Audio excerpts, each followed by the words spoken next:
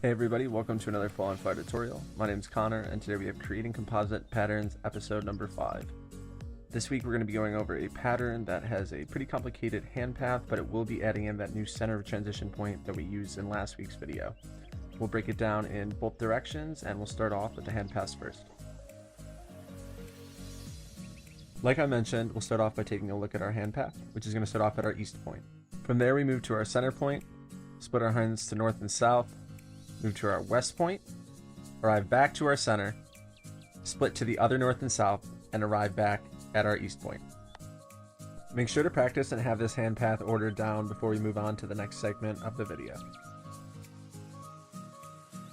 First variation we'll look at is the same direction variation, and in this, when we go from east to west, we'll be going into our armpits, and from west to east, we'll be going over our shoulders.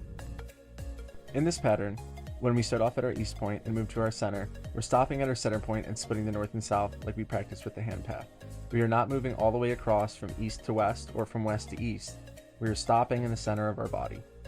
When we pause in the center, we split to north and south, and note that my shoulders have turned 180 degrees by this point. From here, we're going to move to our west point. This time from our west point, like mentioned earlier, we're going to transfer over using our shoulders to our center, leading with our backhand this time. This will take us to our body center, where we lift again to north and south. From north and south, we finally return back to our east point where we started. Here's a couple full rotations of the move at a faster pace so you can get the full picture of what the pattern looks like. It's important to note that the shoulder oriented forward will always be lifting to north.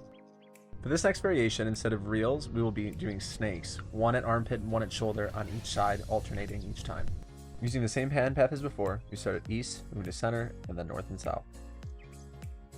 From north and south, we use anti-spin to move into our west point, and then from our west point, we move to the center of our body, and then up to north and south.